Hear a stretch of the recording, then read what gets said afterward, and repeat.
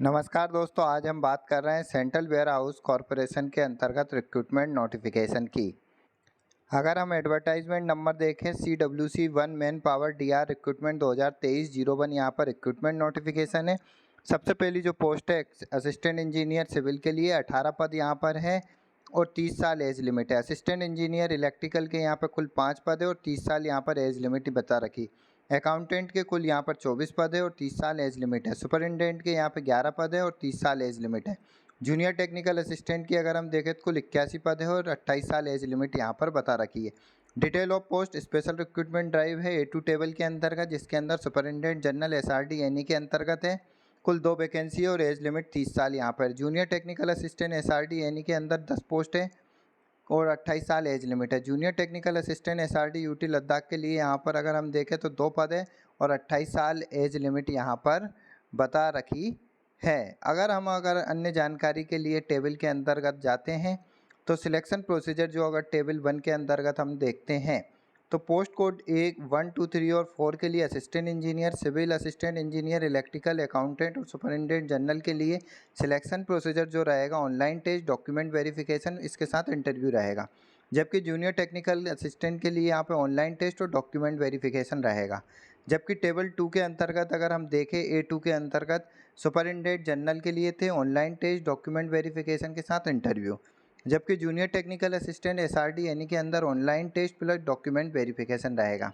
जबकि junior technical assistant SRD UT of Ladakh के अंतर्गत online test plus document verification से यहाँ पर सिलेक्शन प्रोसीजर रहेगा।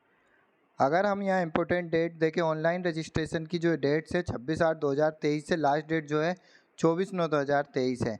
पेमेंट ऑफ एप्लीकेशन फ़ीस जो है 26/8/2023 से 24/9/2023 ही है। अन्य जानकारी जो रहेगी लेटर नोटिफिकेशन में नोटिफाई की जाएगी।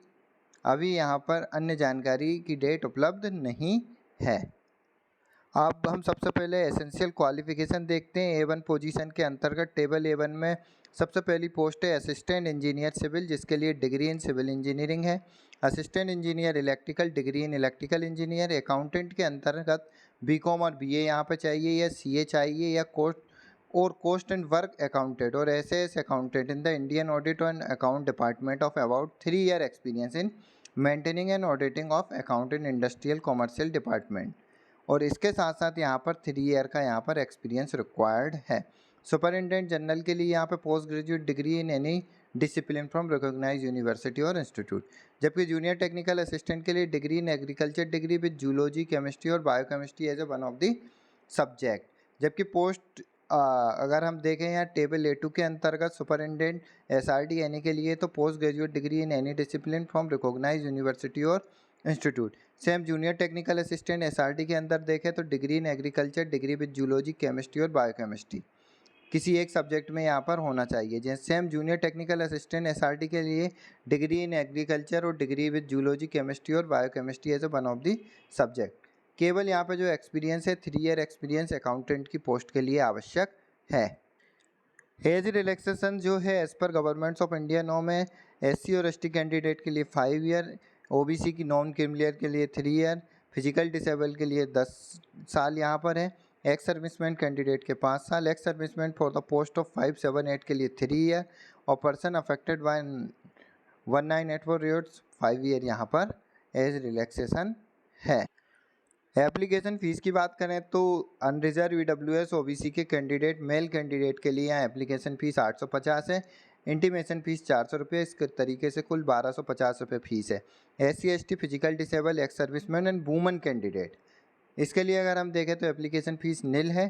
जबकि इंटीमेशन चार्ज यहाँ पे 400 रुपये रहेगा। टोटल फ़ीस इस तरीके से 400 रहेगी। आप सिलेबस की जानकारी और मोड ऑफ एप्लीकेशन और ऑनलाइन एप्लीकेशन फॉर्म की अन्य डिटेल जानकारी के लिए www.cewacor.nic.in पर विजिट करके डिटेल में नोटिफिकेशन प्राप्त कर सकते हैं।